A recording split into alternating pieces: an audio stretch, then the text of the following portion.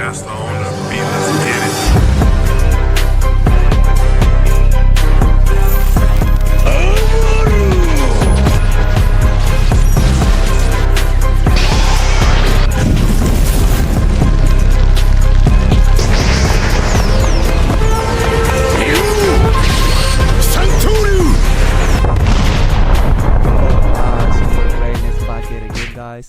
Today I'm so excited to showcase my journey and how I got my 5th Perona, man.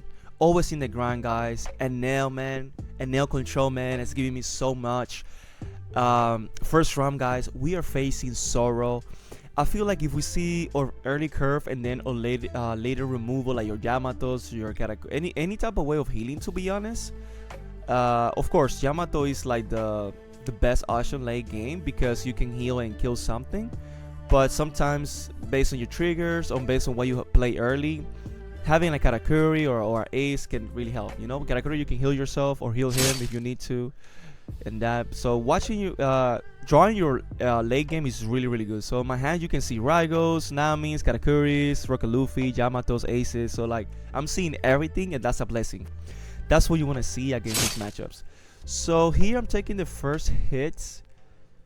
I don't mind being a 2 life. You draw cards, potentially you can trigger some removal. And also you want to be at 2 life so your Rocket Luffy is alive as early as possible. So here I'm debating what to do. Shout out to my bro Ryan, man. It's one of the homies. Our games is always sweaty. We'll be battling. We've been having battles since the beginning, so it's always a pleasure playing with you. So here, you discard the Raigo, you kill his pressure, you remove his pressure, and now I have counter, I have healing, yeah, and I like to go first against Zoro. Why? Because first done, okay, I got 1 done, then I got 3, and then I have 5. So my 3rd turn, I can answer your board right away. Because if you go first, I mean, you can still do that in your, but you gotta wait like your 6 downs. It just feels better playing 5 costs in your 5 down. It's just this quick. You get to be more aggressive with your board too and all that. So he's searching, he's doing his combos. His early combo to search. Hopefully, gets the other I forgot his name. Oh my god, I forgot his name. How I forgot his name, bro? You know what character I'm talking about? The deer. Oh my god, bro. Chopper. Oh my god, bro. I just had a brain fart. So yeah, I want to see the Chopper.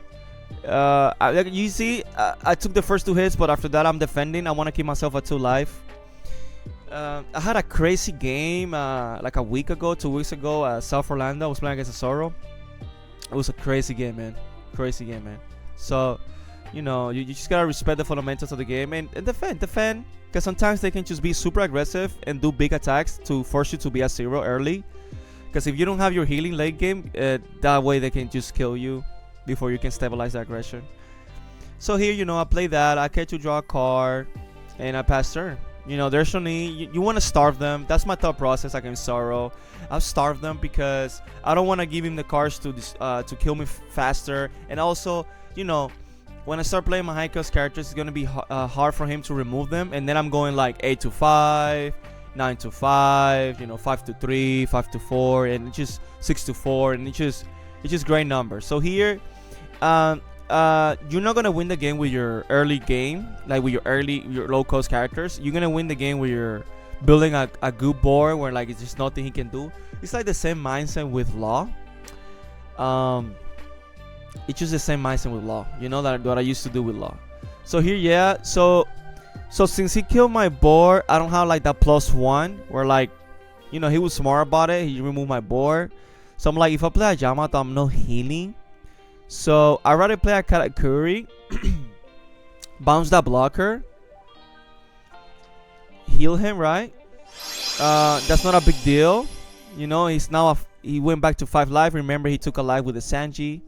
I seen Zoro's taking that card, and that's a good tech. But like I said, like it's not like good enough to like take you over the hump. Because if I see my early removal and then my later removal and my healing cards, it's gonna be so hard to Zoro to get to the winning line, you know. And that's the thing. It's just we have so many tools. We'll be getting so many tools to allow us to grind the game with your opponent and like just keep healing yourself. Do the loop of healing going back to 2. Because when you're at 2 live, you need to they need to hit you 4 times successfully to win the game. So here I trigger a Frankly. That's even better. Just give me a be able to play a character that I can attack your board and also drawing an extra card is amazing. So here's going Y. That's something that I'll be talking to a few of the homies. Like I feel like as a Zoro player, yes, you wanna be aggressive early in the mid game, but I would say that sometimes it's just, of course, if I have all the answers, it is what it is. But like, you know, like sometimes just build your board. Like I say, it's easier said than done. But a good way to penalize your opponent when he's starving you is to be like, go Y and like then go aggressive going Y, you know. Of course I can build my own board. I have removal, you know. If I have 1 life, it is, you know, if I have 2 life, I'm comfortable. I play that ace, I go to 3. But what I'm saying, like sometimes just be mindful. Don't just, sometimes it's good to slow down a little bit and then you keep going, you know.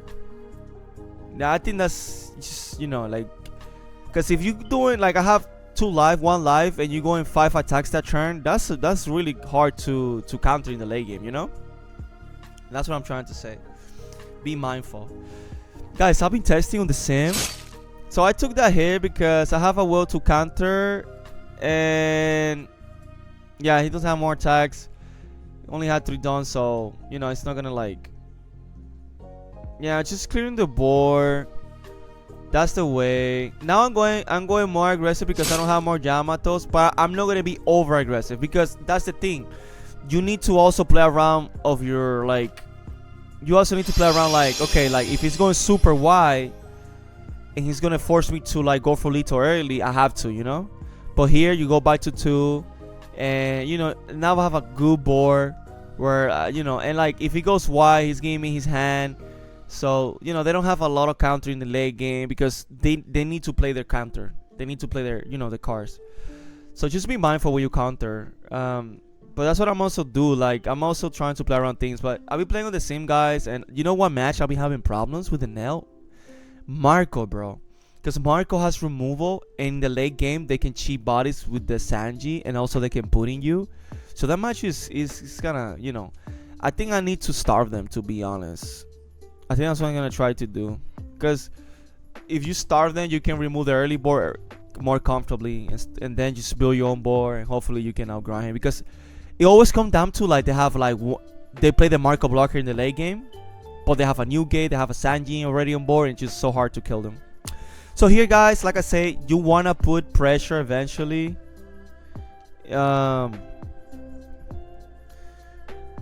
here I swing 5, he does the event. Yep. But I don't think he gave me the counter, right? I don't think he countered that attack. But I didn't caught it there. I think that's what happened. Or maybe he countered, I don't know. So he takes that, and then and now you see what I'm saying? Like you need to know when to close the game. Because here, instead of me putting him at 1 life, I'm debating, but I'm gonna go back to 3 life. That means he needs to hit me 5 times. He needs to hit me 5 times successfully to kill me. You know? And that's really good for me, guys. You know, it's just, and I have counter in hand, and that's it. And don't get greedy, you know. Like, I don't think there's a play he can do where like he can put me at 0 life and build a wall. I don't think he can possibly do that. But I respect the game, respect the fundamentals, rely on the good habits. If you guys seen our lately, we'll be live streaming some testing with Katakuri. And bro, that deck is so careless, man. That deck is so, you just play carefree, man, to be honest. But you cannot let those bad habits get into your thought process overall when you play like decks like Enel. And guys, I need to check. I have a list for I have a video of Blue Doflamingo playing on the sim. And shout out to Brandon, that's his list. I don't know if it changed after that, but that's the list I'm gonna start in the format. It's just a super aggressive list. I think I'm missing the Peronas, the Searcher, but I might have that card on my bulk. And I need to see, but I think I have everything, guys. So I'm gonna build that deck, and hopefully, in 8.5, I'm gonna be running Enel, of course. I think it's gonna have a good matchup across the meta. Here's going for my board because he knows I have lethal, and he's just trying to like, hopefully I can buy a turn. I'm at 1 life, and then you go super aggressive towards my life. But we have that removal. So here I play Rocket Luffy, kill your only blocker, draw a card, 0 cost, beautiful, and then I'm just gonna go 10 alive, and then I'm gonna go 10 alive. Now I'm gonna go 11, and that's it, guys. That's it. But guys, let's get into GG's. Shout out to Ryan, man, again, man. That's the first round. Let's go into the second round, and let's keep talking about, you know, my blue Dolphy. But real quick, what I wanted to say is like I want to build multiple decks to play multiple decks in different locals. So hopefully blue Doflamingo, purple Luffy, and like hopefully in 8.5 I can play blue Dolphy, purple Luffy, Lucci, and some yellow. But guys, let's get into round 2, baby.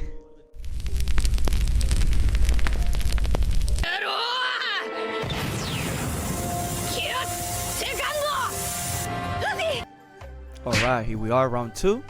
Now we're facing BY.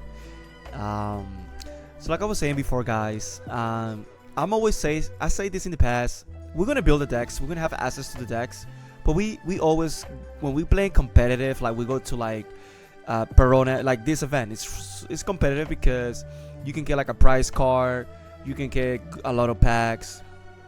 In the end of the video, I'm gonna showcase all the pulls that I had. It was insane. So I feel really comfortable with Enel. I feel like it can adapt to so many different matchups, and that's why you always, I know I mentioned like I want to play this, I want to play that. We build the decks, but you're gonna see me casually and testing behind the scenes.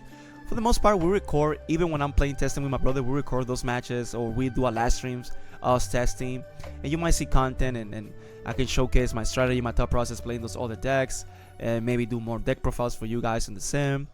But we go with the flow. But man, Enel has given me so much. It's a leader that's is super consistent. So, you know, why not keep playing him? Because, you know, like I would say, I'm gonna play things that I love. Right now, maybe you don't see. You might see me in the future playing Lucci, Dolphy, Purple Luffy if I like them. Like if I start playing them and I love them. Like so far I love Lucci, I'm not gonna lie, because Lucci is a control deck, and the way I play now is control.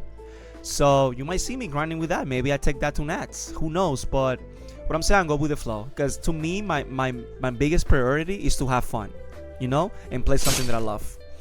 In this matchup, you see, you want to mulligan. In these matchups, what I like to do is mulligan for my Katakuris, because my Katakuris are going to allow me to stall the game, build up a good board, so I can just go for game and make my math simple. But also, like if I see the Namis, I keep the hand, because the Namis are going to allow me to remove their anything they play, unless it's a Sabo. Like if you play something, I can answer right away in the early mid game with the Namis. So that's why I really love the card, and that's why I really like the, you know, playing the Namis at 4, because you have control of what you want to do, and you establish a body. And I'm debating to go, because I don't have the Katakuri, so I'm debating what if playing the Shirayoshi just to see the Katakuri for the late game, because Rocket Luffy is not a threat for me right now. But I went for like just let me remove the board, and I play the Shirayoshi the next turn if I have to. Let's see if I can draw the Katas, because to me Katakuri is one of the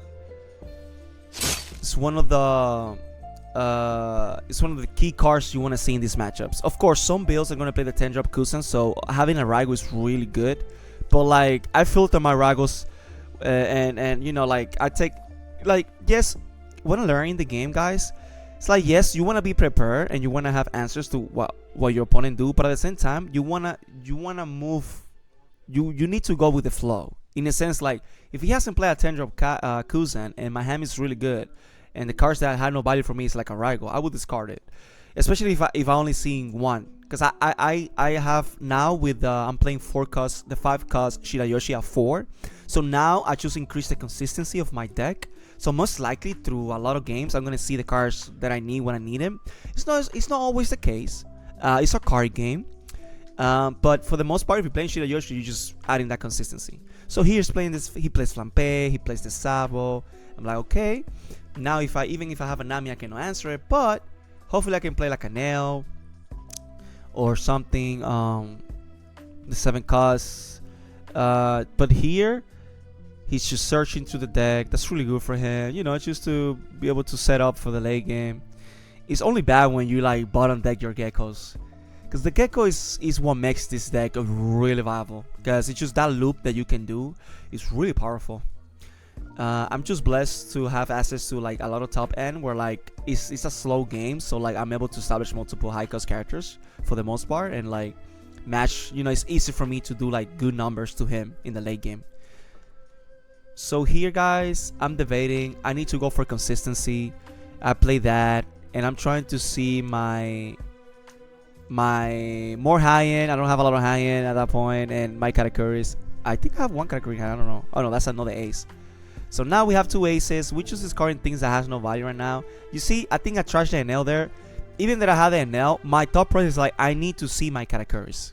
You know, because my Katakuris are gonna allow me to remove their geckos, remove anything that is a problem. Yeah, the 4 cups Kuzan, and like okay, let me keep running with you. Do you have more answers? Just when you starving your opponent, you forcing them to top deck what they need. So that's really good. Because it's like, do you have the geckos already or not? Do you have the 5 cost Luffy or not? You know, it's just like if they have it, they have it. You know, but I'm forcing them to draw them. They have searchers and all that, but you know, it's just we play a 50 card deck. You know, it's like, you know, it's hard. But right now, like you're not always gonna see everything, even if your deck is super consistent. So right now he just. And that's what you want. He's wasting 2Ks. Yes, he's now at 2 life. I still have no my Katakuris because next turn, if I would have a Katakuri, it would be amazing. I don't think I'm gonna draw it yet. I don't remember. This was like 2 weeks ago, I think, 1 week and something ago.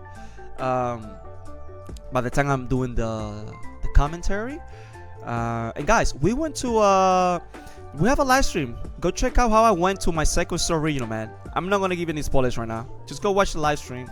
I mean, once we edit the live stream and with the tunnel, you're gonna see what happened. But man, Enel control feels really good against Dofi. I faced 4 Dofis with Enel, and it felt amazing. So here, man, I think he did freaking pistol, kill my Nami. I mean, that's fine. I mean, it is what it is, you know. You take those. So here we top deck a Yamato. I don't think Hisabo has protection, but Hisabo is a 5 cost, and I think me and him we're 2 life combined. So here for me, I mean, I can play something smaller and kill. Like I think I have another Nami in hand. I believe so. Let me see real quick. We have Rockaloo. Yes, we have a Nami. So I'm debating like, okay, let me play this, remove the Sabo. But to be honest, I gain more value of playing that ace because now I'm establishing a 10 drop, and my opponent 10k attack, and my opponent still hasn't like full setup. He still has 2 life remaining, and that's good, you know. Because establishing high cost characters comfortably, it helps you to like make your math simple in the late game. You know, if they have the counter, they have the counter. But if you have like 3-4 big attacks and they only have 2-3 cards in hand, you're just gonna math them out. Because it's just too much pressure. Because the aces with 1 done is 11k. So even if the leader is 9k, because it can happen, they can make the leader 11k sometimes, but it's really hard to do. It's not consistent. So like if most likely they're gonna be 9k through the late game, I'm just making sure the live stream is going up. It's going good. So with 1 done is 11k. You gotta give me 2 cards. You know, it's really good for you. And remember, for them to do the loop, they need to trash a card every turn. But here, you know, I think, yeah, he plays the Gecko. He's trying to just bring things that give him value right now, and that's fine too. That's a 9k. You know, I believe that's a 9k. He's searching now, getting more cards. You know, going deeper into the deck. like I said, the only bad thing about searching sometimes is like you can bottom deck your geckos, but right now he found one. Now he has, you see, I don't think he had a Luffy before, and that's the advantage of starving your opponent. You forcing them to literally see their cards, because it's like, you know, you need to manage, like, life is like you live and die by your life, but your life can also give you the game. For example, like you go aggressive in the early game, they 3 life or 1 life, and now they have everything for like the next 3-4 turns, and you're not gonna get there. So here, by him not attacking me, I maximize that by just killing the Sabo, and now I'm killing that Searcher just because. And the reason I did that is because killing the Sabo is really good for me, and also I need to, you know, I need to penalize my opponent for not doing that. If he would attack me, I just would play another ace and pass. Because just go back to 3 life, heal, and right now, yeah, no having, like, imagine me having the Katakuris right now. I would just Katakuri him, then play the Yamato, choose a turn later, and kill the Sabo either way. But that's the thing, like, starving can work really well against Enel. Yes, it hurts if you don't see your cards, because it's the same dilemma. It's like, am I gonna see my cards or what? And like they make Rigor dead. But you just gotta adapt. That's why, like, for the most part against black, because good black players, they will starve you at 2 life, sometimes even at 4. I mean, I gotta keep testing. I'm always testing, trying different theories, different strategies. I think starving black can work in some scenarios if you're able to, like, control his board and then the late game just overwhelm him. But so at the same time, being aggressive and going white, it works wonders for you. So I'm always changing my list, trying different lists. But I have a new list for 8.5 that I did amazing. Like I said, I don't want to give spoilers for the other live. If you haven't seen it, go check out the live stream for Genmin's Story, you know. After that, of course, in that video when I made it, I'm gonna talk about it. The Tony probably gonna give you the spoilers or what happened. But man, that's the list that I'm playing here. I play on the live stream on the story, you know, and it felt amazing. So right now here he's doing Ice Age. She's probably gonna play a Rocket Luffy. I mean, it hurts losing a 9k without dunk commitment, but at the same time, she did her job. She killed a Savo. Now he's probably gonna play that Rocket Luffy. Yes, he's gonna draw a card, but he's not building his own pressure. So right now we kind of equal on board state, and that's also good for you, because if your opponent just go wide and build a bigger board than you, he can just outpace you and out resource you, because he's just gonna put a lot of pressure on your life. But he is playing Hiyori. He's trying to stack his life. That's really good for him, to be honest. So far it's looking really good for him. But you know, I just like, I want to. Okay, so yeah, he gains 7k. That's really good for him. And okay, let's see. And I'm not gonna lie, guys. Like, me as a player, I'm always like, the reason I really love Enel is like, I know people are gonna say, "Oh, Enel, it's simple. It's not hard to pilot. It's not hard to learn," and I can agree to those points. But that doesn't mean the deck doesn't take skill. That doesn't mean you don't get satisfaction of playing the deck, if piloting the deck really well. Because, for example,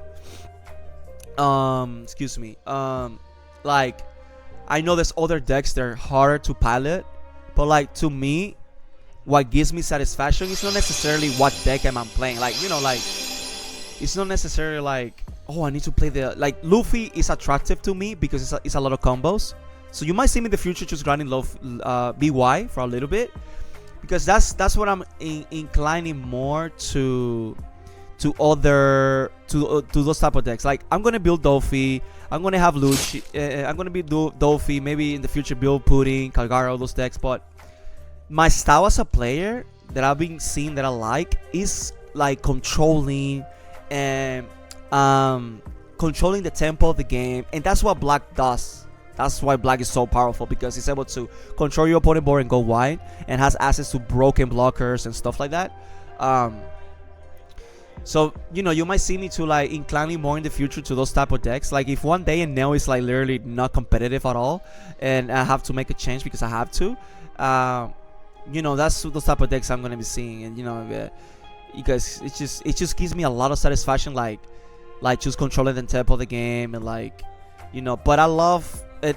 It's like, I love about yellow is like nobody respect yellow in that sense. Like, oh, Enel is a good control deck. Nobody talks about Enel like that. To me, I always be saying, is Enel control the way? Is Enel control good? And I think I've proven that it's good. You know, Enel control is good.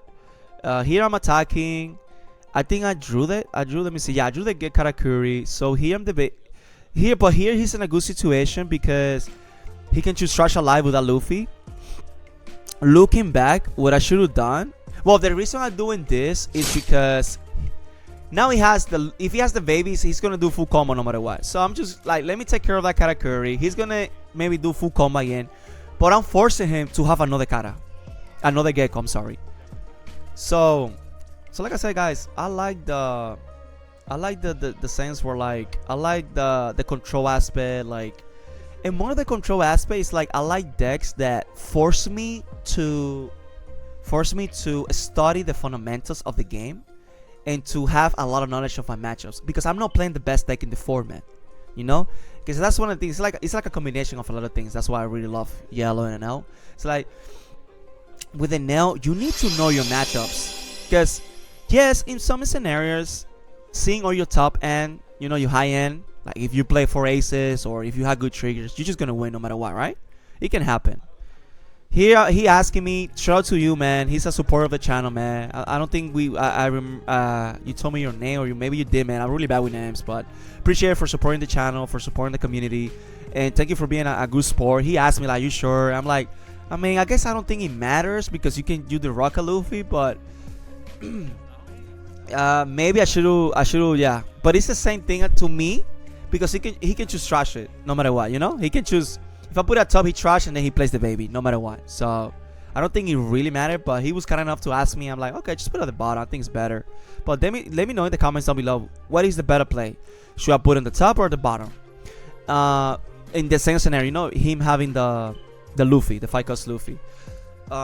So it's a combination of things, like I said, controlling. Because when you play control, it forces you to be on top of your game. It forces you to know know the fundamentals of the game, and that's what I do. I'm a student of the game. That's what gives me the itch, like knowing the fundamentals of the game. So you see here, he would do the same thing, just trash first and then do that. But maybe, you know, there's something I don't see, and maybe you can help me in the comments down below. So like, that's what fits me, you know. Like, I know it's the same leader every time, okay, but you know, if you see my games, a lot of games goes differently. Not every time you're gonna see 4 aces. Not every time you're gonna have the best triggers in life. So, you know, you're forced to know your matchups. And overall, no matter what I'm playing, that's what like makes me, like, gives me satisfaction as a player. It's like, oh, the grind, the hours that I'll be putting, going to locals, to big tournaments, to the sim, playing with my brother, going to stores just to test. You know, today I might just go to Layton. Shout out to Layton, great staff, great store, they move location, and I'm just probably gonna go there, test for 1 or 2 hours, and then go to work. But that's, you know, those hours, the grind, the sweats that we put into the game, you know, just paying off. It feels amazing as a player. But I'm always humble in the sense, like, yeah, I can do well. I can do well in a tournament.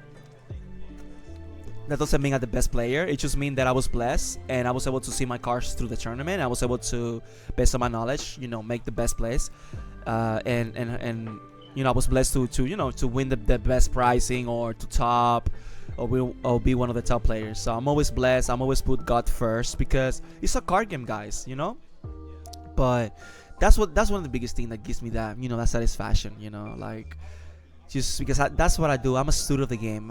You know, some people just look at yellow like a really skillful deck or color, or like, you know, you're just getting carried by your top hand. And I mean, I can say that about Lucci too. If you don't have Gecko, okay, you have Stussy, you have Kaido, but they don't give you that much value like Gecko, you know. It's like every deck now has great top end. So, you know, I can say that by any color, kind of, you know, unless you're playing Zoro or decks like that. Excuse me. So here's doing his combo. He plays Sabo, plays double Rocket Luffy. I think his lead is gonna be 11k, to be honest, because yeah. But at least I'm healthy in life. He's 11k, but now I can just play an ace. I think I have another ace in hand and go back to 3, man. It's not the end of the world. I mean, maybe I put pressure here, but it's like he's 11k, man. He only has one blocker, so maybe looking back, what I should have done, because I don't think he has a lot of cards in hand. Or maybe he does. I don't remember. It's hard to tell right now how many cards he has. Let me see here. Well, put the cards down. But the reason I did that is because I'm healthy in life, right? I'm healthy in life. I know he doesn't have lead, so well, maybe he does, but I have counter in hand. So now I have 3 big attacks next turn, no matter what. So let's see what he's gonna do. But that's what I did. It like I lost. Shout out to Najee, man. It's always supporting us in the channel and everything. I lost one game against him because I had like four big characters, and he had like 5 cards in hand, 2 blockers, but I never attacked. I decided to heal and no attack, and that cost me the game. So what that teach I learned that day is like, man, if you know he has lead to next turn, go for game. You know, it is what it is. If you have a counter, you were gonna lose no matter what. But here I'm healthy.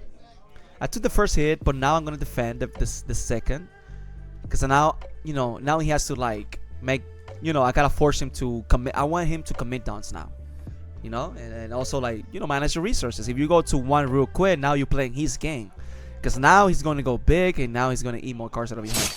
I did the second one. I'm blessed to trigger Shirayoshi. And guys, as you can see, man, the card is putting the wonder. It's putting the work. Here, draw my Katakuri. And like I said earlier, if you don't, maybe if he plays a 10-drop Kusan here, hey man, good for you, man. It is what it is, brother.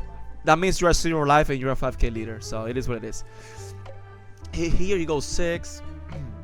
The reason I did this because now I can take the next attack and I still have my lead ability. Excuse me, man. Sword tour, man. I think I'm getting sick. He plays a Gecko. He's forced to remove his board, so he's you know, it is what it is. It's gonna, you know, go wide too. Still, it's gonna bring them back and be active. But I was playing in second. Why I did the next play? Because yes, in theory, I'm at 1 life, so technically he can math me out, maybe, you know. But look what I'm gonna do next, and I'm gonna explain why I did it. I know he has a few cards in hand, but he doesn't have like 10 or 11. I think he has maybe 7, 5, 6, around that number. Because remember, to do lead ability, he needs to score every turn, and that helps you. Let's play the second Gecko in the game. Let's see what he does. So yeah, he's gonna replay the Sao. It makes sense. I wanted the Rocket Luffy. But he only has 1 blocker. I think somebody commented in the live stream that day. It's like, oh, you couldn't math him out that turn. I mean, I guess yes. Because I think he has like 5 cards in hand, and they were telling me like, oh, you do these numbers and you just win.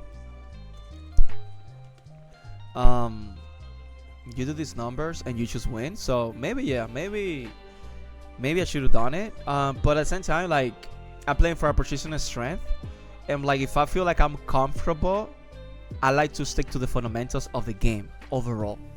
Clear the board, control the board, defend your, you know, like, you know, and like here, like, he has 1 Sabo. Not a lot of cards in hand. I have potentially 3 to 4 attacks if I decided to attack with the leader, right? But what I do next, I think I just did a turn later. But I play for a position of strength. Here, there's no need for him to attack me because I already defend my life, and I think I defend in the proper way. I believe I have, excuse me again, man, Sword Tour again. Maybe you didn't even hear because I, you know, whatever. But let's continue. So here, my thought process is, should I go for game?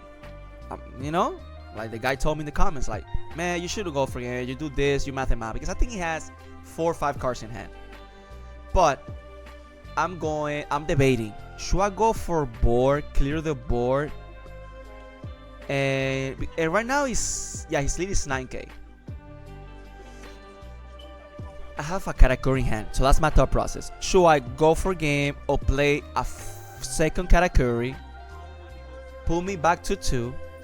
Now I can go 3 times toward his board. Are you gonna give me your hand? You see, guys, I think, yeah, he has like 4 cards in hand. So like, I could have done the math. I could have went 11, that's 2 cards. Now you have 3 cards left, and then I can go like 12 and then attack with leader 2. You know, I could have done, you know, I could have went for game, but to me, this is the right way to play the game. Why? I don't think he has lead to next turn. I'm clearing the board. I go 10 to 9. You're gonna give me one card, right? Right? Now you gotta give me one card. Or give me the blocker. And you gotta give me a 2K. Right? So let's see.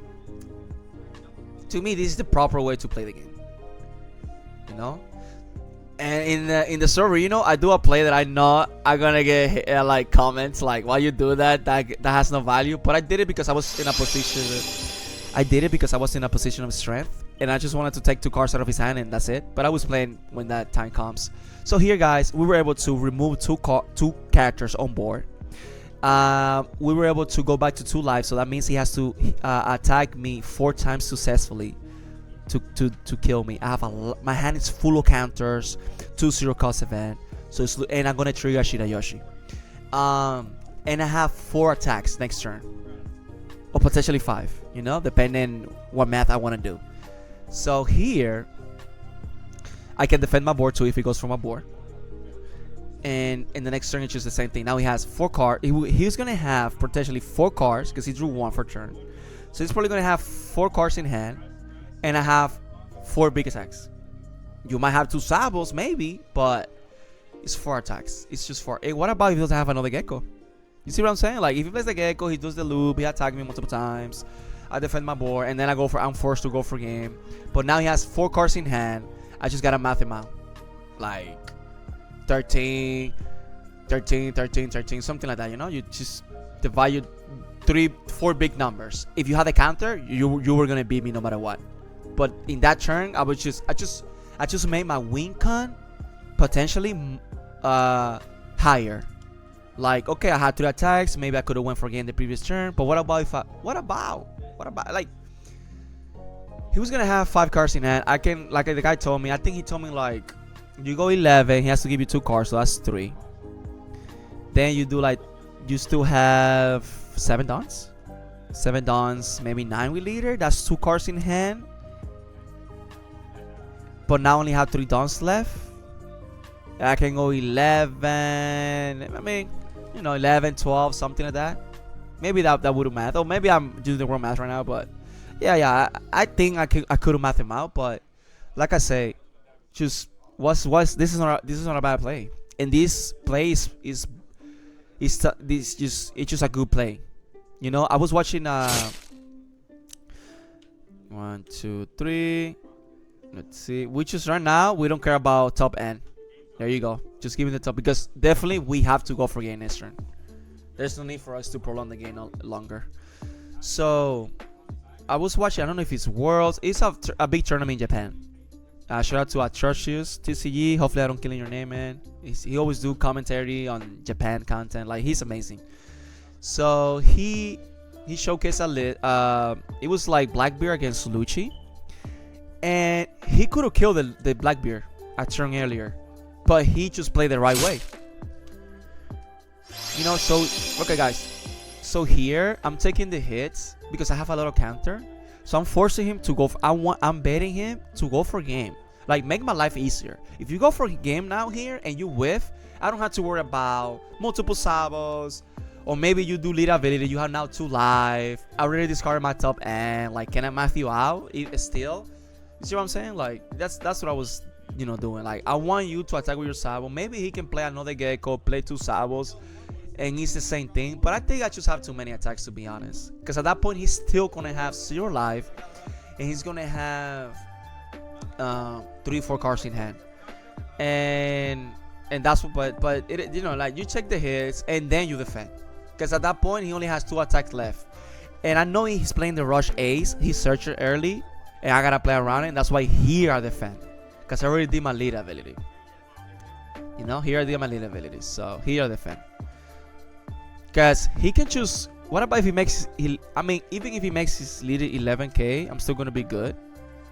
I could easily take that one because I think I have enough counter to defend like a big attack. But why? That's a bad habit. It's a bad habit. I think I have a bunch of 1Ks, to be honest. So maybe that's the way he wins. He goes 9, I think. So no, he went 8, and then I gotta give him 2 cards because I gotta give him all those cards because I gotta like 0 cost, discard 1, and then another one. That's the thing. If I would have a lot of 2Ks, I would take that hit. So here he plays the ace. He's committing He's committing 5 downs to do that. So, because I guess he didn't have more Geckos, but he's forced to go for game, and that's what I did. It like now you forced to go for game. You're gonna whiff because I have the counter, and then it makes my math easier, you know. But either way, if we would do the combo, he's still gonna we would have like 2, 3 cards in hand, 4 cards in hand, and I have 4 big attacks. Because now I would have done like 13, 13, you know, stuff like that, or like still 11, 11, and then 2 big attacks. Yeah, there you go, man. There you go. So guys, yeah, that's the top process. Just grind the game with them. Hopefully you see your Katakuris, and that's what you do. You just prolong the game long enough to like able to outgrind them. Just keep it in mind, some builds are gonna play the 10 Rokusen, so keeping 1 Raigo is not bad if you see multiple, just in case. Alright guys, so let's get now into round 3, baby.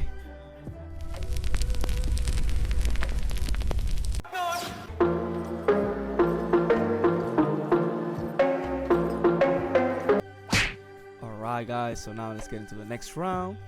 Now we're facing Katakuri.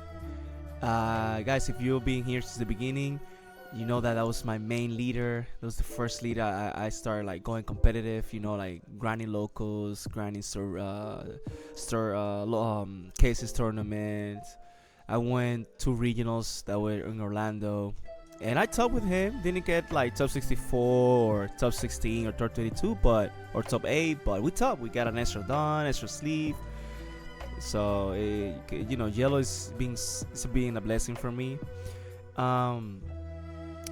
So here guys, the game plan with Katakuri, you wanna be aggressive, but also you wanna take care of his board, and you just wanna grind the game with him. Back in the day, the big mode was just too much for us as an Enel player, because we didn't have Raigos, we didn't have like a ace. But now we have so many tools to like compete against Katakuri, because they have a great match against us. Why? They're just an aggressive leader. So we're taking the first hits. I don't want to give him 2 cards that early. He plays a Prospero. I wish I had a Gedatsu or a Nami. I don't think I have none of those. Or Rock Luffy would have done nothing to me right now. So that's rough. But the game plan here is to just go for attack 6 and establish a character on my own. I know they play cards like a Gedatsu or Nami. Right now only Nami or Rocket can. Well, yeah, the only card he can like kill that is with Nami that I know of. So also we're gonna be sharing my pricing for this event, and because I got like almost 20 packs, so I'm gonna showcase in the end. And we're gonna have timestamps of everything, so if some matches you don't want to see them or you want to skip them to the end. After this, I'm gonna be working on my journey on my second store regional. Like I said, you guys can go back to the Genmin live stream Treasure Cup. I think it's like Genmin Store Regional, so you can go and watch my journey there. And it was amazing. It was an amazing day. So here it's just doing the plays, attacking. You try to, like, if attack for 6, you defend. If attacks for 7, you take. Okay, we have the Gedatsu. He's up for life. He plays the Kikonoyo. That's a great card against us, because we always gonna be low in life, and that's what I'm saying. Like, they have access to like broken cards, like Big Mom 10 drop, and also like can trigger a lot of bodies. So they can just steal a game from you out of nowhere, just because they're gonna like go 5-5-5 and then play a 10 drop. They're asking for too many resources from you. Because remember, if he has 3 attacks, right? He goes 6-6-5. Then he plays a 10 draw. You're losing like 4 cards in a turn, because in order for you to heal, you need to discard card. So it's like, yeah. So I attacked the character. He let it go. I think it was a mistake of me attacking with Franklin first, because now he's vulnerable to attack. But either way, I was gonna attack live. And he triggers the Gedatsu. Triggers Aonami to kill the Gedatsu. It's a risk that I'm willing to take, because I need to put pressure on his life, and I need to I need to do that sequence, because if I attack 5 to life and he defends, he's at 3 life, and then it's the same results, because like I need to end the game at some point. because right now I have the Raigo, but um, the game can go like if they play 4 10 drops in a row, man. That's really hard to overcome, But like I said, now we have so many tools to grind the game with them to like remove their board, and that's why I really love Enel Control, because to me it's like a version that it can adapt to everything. I wish I was more open to do like online regional and stuff like that, but I have some friends that they're telling me that they're gonna let me know like regionals nearby that you can go in person, because I like the person experience. I don't like online, the cheating, all that stuff. Like I don't like it, and also I don't have a setup to do it either way. But yeah, so here it's really good for me because he plays a 7 draw. I choose to heal him because he has to go from my board. But right now, if I have a Yamato, I can kill that 7 because it's a 5 and I'm at 2. So yeah, you pay 9, you kill that. That's really, really good for me. And I go 5 alive. This is a really great turn for me. He didn't trigger nothing, so that's a relief for me. And now that's the game plan, guys. It's just about controlling his board, know when to counter your life, and that's the key because take me there. So the theory was that hurts, but we have just losing more cards at overhand. I choose the Katakuri because I don't think I'm gonna play him, but maybe the Shirayoshi there would be fine too. But I think that's what I do. Let's see. Okay, yeah. I thought I was gonna say because you wanna have cards to just, let's say you don't have counter and you need to just go back to 1. Katakuri is that card. So here, having the Raigo, that's what I'm mulliganing in this matchup, because a lot of people can be like, oh, you need to like be super aggressive, but the thing is, like, if you go super aggressive and they trigger a lot of bodies, they're just gonna outpace you. It's gonna be so hard for you to deal with that, because for the most part you playing 1 character per turn. And if, let's say, okay, you remove the big bump, but then he triggers 2 bodies, like, it's rough. So here, triggering a blocker is not the worst. It's not the end in the world. But here, I'm going to Raigo the big mom. And then I'm debating, but yes, I'm going to play just another body, because that's what you want to do. Just put pressure, go wide, and hopefully, you can, like, outgrind him in the end. And outpay, just have more resources in the end than him. Because that's the weakness of like playing high cost characters. Like, you wasting your whole turn just to do one power play. So if you're not controlling your opponent board, okay, you play an ace, you heal, but now next turn he's gonna attack 3-4 times, and whatever advantage you kind of gain by playing an ace and going to 2 life, you're gonna lose it right away. So that's why it's so important to like control the game, control the I think here is when I give the Katakuri, because I need to keep counter. I attack because he's gonna be attacking, so I need to keep counter. Right here I don't have the Raigo, and that's really bad, but I'm potentially gonna have 3 attacks this turn because I have an ace. So like, that's why, like, I really love the grind version, because with the grind version, you make your leading even more powerful. Okay, so he triggers our body, but he's losing a card on the process. He's gonna block that. Pay 10, heal. See, like here, now he has 3 attacks potentially, or 4 if he attacks with that searcher. But I have like a good board, and I'm still healthy. I don't have a lot of cards in hand, so probably he's gonna kill my board this turn, but it is what it is. But that's good too, because if you're attacking my board, that means like I'm still healthy. I can still, because if we would, here if we would have another big move, would be so rough. But your opponent is not always gonna see other 10 drops or other geckos. Like, you just gotta live with the results. Like, sometimes you're gonna get high roll out of the game, and that's fine. Sometimes you're gonna get your ass kicked because your opponent's so more high end. You couldn't went wide enough. You couldn't, and it didn't work out, whatever. And that happens. That's part of the game. It's a card game, so anything can happen. But when you rely on the fundamentals of the game, when you study your matchups, great things can happen. So here he's attacking. Attacking what? Yeah, he's attacking with Prospero. I'm debating to counter. I think I did. I think I should have let that Prospero die. That character die. Yeah, I shouldn't have done that. Yeah, that was a mistake of me. Why? Because I could probably defend the ace there. And if I would have defended that ace, that would be amazing for me. You see what I'm saying? So that was a misplay of me looking back. But, I mean, he's attacking my board. I don't have Rago either way.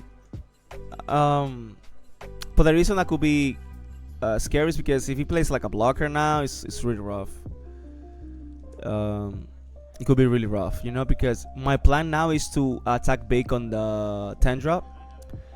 Also, like, keeping the Nami, yeah, it's not enough either. Because I was thinking, like, if I keep the Nami, play the Nami, kill a blocker, and then I only have 5 downs left, so I'm gonna go 14 to 12. Most likely he's gonna defend, so yeah. But definitely you should defend. I'm too live, so I definitely should defend because I could have went twice big with my board. But like I said, they're not always gonna have the answers. And me being aggressive the previous turn, eating that blocker was really good for me. So he decides to heal because there's nothing else he can do. I mean, he can keep the board there, but he needs to stay healthy. That's his advantage. So here I'm debating. He has like 3-4 cards in hand. If I go 15 to 12, he can easily counter that. So here my thought process is like I'm gonna go 19 to 12. If you wanna give me a whole hand, it's fine too. It hurts, but you had no reasons for the late game. And then if I can stabilize the game state, and then go from there. But yeah, like I said, man, like the thought process, like when people talk about Katakuri, it's like, oh, you gotta be super aggressive. And if you're playing Zoro or Reiju or decks like that can work really well at being aggressive, okay, that's fine. But my build is just, I can be aggressive if I need to, but it's just let's control the pace of the game, and I'll pace your opponent and I'll grind your opponent. Here my Yamato is vulnerable to attack, but that's what you want. I'm healthy. If you're not playing more big bombs, hopefully he doesn't have another one. Like if he has the 4 big bombs back to back, I don't have the Rygos. It is what it is, guys. It is what it is. It's just part of the game. But that's why I like to just hope for the best, prepare for the worst. So I'm just every turn I'm just trying to make the most optimal play that I can see. Sometimes I'm not gonna make them, but if you stay consistent with your plays and you don't make like a really, like you can make like not the most optimal play, but if it's not like a really like a misplay, you're fine. So here's going big to my Yamato. Why I don't have enough to defend, and you go from there.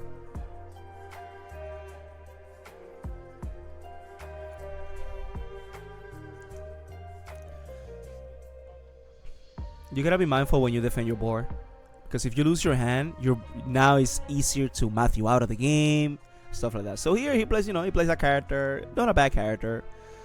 So I draw, I have a Gedatsu. I can Gedatsu that and go 10 to the Kata, but I'm not taking care of that Kata. And to me, that character is not a threat for me right now. It's a 5k. So I'm gonna go 15 to 8.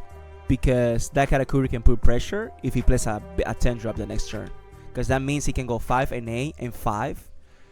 You know what I'm saying? Oh, if I play the Gedatsu, I'm getting rid of that. But I'm losing a 1k. And yeah, it just makes my life way harder. So now my priority is to get rid of the high cost characters. So then I can stabilize his pressure, his board state. And then build my own. And that's what I usually do with Enel. Yeah, I'm so excited, guys, for 8.5. I'm gonna keep, I'm missing a few cards that I thought I had. I gotta check my bulk. I'm missing like a 2k crocodile for Dofi. I saw a list that shout out to Clyde TCG. He's the guy that won nationals with BY, and in a year ago he also top with Jason, I think his name is. I'm bad with names, but he won a line regional with Dofi. So I'm probably gonna try his list just casually. Like, I'm open to play different decks when I'm testing casually. My friends make fun of me like, oh yeah, you're playing the meta casually. I mean, it is what it is, man. It is what it is. Like, it is what it is, bro. I'm sorry. But that's like, I mean, I only play Enel, so for the most part competitive, I only play Enel, so give me a break, right? A lot of people don't think Enel is meta, so. So here, he goes 5. So the reason I'm taking all this hit is because I'm gonna play that ace no matter what. And he's committing down, so that means he's not playing a 10 drop. And if he plays like a rush Enel out of nowhere, I have counter still, so I can just and drawing that Raigo, it is amazing.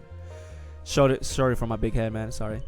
So going back to 1, save your resources, clear the board, and now we're looking good. He can go big and kill my ace, go 15, and that's fine. That hurt a little bit. But what I would do after that is just slowly, build my own board again and place my small characters, put pressure. You just gotta be mindful, Because right now my priority is just to remove their board. Because, if we both have no board, that's fine. I'm at 1 life. He needs to hit me twice. No. He needs to hit me 1, 2, 3 times successfully to kill me. So I'm playing for a position of strength. And I have counter and I have a Raigo if he plays a 10 drop. I believe he already played 2. So he still have 2 more. And that's what you do. And I'm always grinding different things, guys. Grinding fundamentals. Just know your matchups. Play your deck the way to maximize your deck. Always think ahead 3 times, 3 turns and ahead. And play around. It's like, for example, like if he's gonna play something that's gonna remove your just play around your opponent's strength, but also go with the flow. For example, sometimes I'm playing the mirror match, right? And it's like, oh, you gotta be super aggressive. You gotta make sure, like if you play a Gadatsu or a Nami, and we both have 5 life combined. Sometimes it's fine. If he has the Yamato, he has the Yamato. Because sometimes you don't want to make him too low, because then he has rush with ace, and he's just gonna do a lot of things to hurt you. And it's harder for Enel to do Raigo at 3 life than 2. If you have 2 life and you can do Raigo, you do it. But at 3 life, that's so rough. So sometimes yes, play around things like the Yamato in the mirror match, but sometimes you gotta live with it. Just keep building your board and you go from there. Like, not always you gotta play around your opponent's plays, because he can fire back. For example, in the mirror match, if you I don't know if you're gonna see it. Maybe here I don't know if I face my homie here in this tournament. I think I do, and you're gonna see what I'm talking about. Like, if you play the mirror match and your opponent has 5 life, you have 1.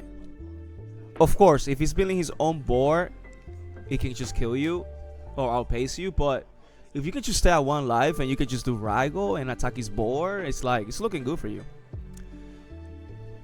And I learned so many things through my journey. And also so here I'm debated to defend. He's asking for a lot of cards. I mean, not a lot of cards, because he went 15, so it will be, it was more than a few. So it's not worth it. Like I say, it's a long game. He has no board.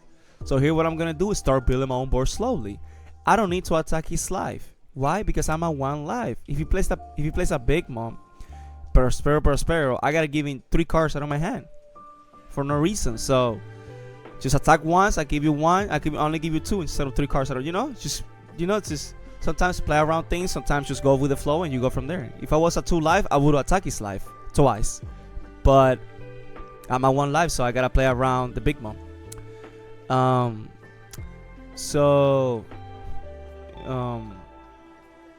That's what I do. That's what I like. He plays that. That's really good for him. But if I have removal for that, because I think he's a 4 life. So he's being smart. He's going wide. That's not a bad strategy. Yeah. Okay, so I think it's a 4 life, so I cannot kill the Gedatsu. I wish I had Onami, but I can rock a Luffy, draw an extra card, and go from there. But he's also has Sparrow, so that's good for me too, because I can just do, because that's what I'm gonna be. Also adapt, have like run few plays, and also you have to be able to react to your opponent plays. Let's say he takes the hit and he Sparrow. Now I do Rocket Luffy and Datsu, clear the whole board. I mean, not the whole board, but clear two. Now he only has 2 attacks. I establish another character on board. I draw an extra card, and even if he 10 drop me, I have counter in hand. I believe so. So I can, and then I can do Raigo, and then I can go big to the Gadatsu rested, and we still good. But if he's defense, just go for a different play. Be able to adapt.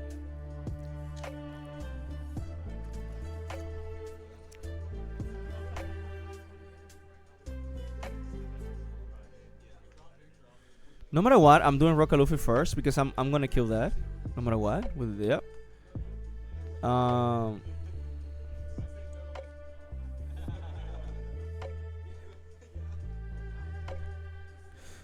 Maybe I should establish the Gadatsu.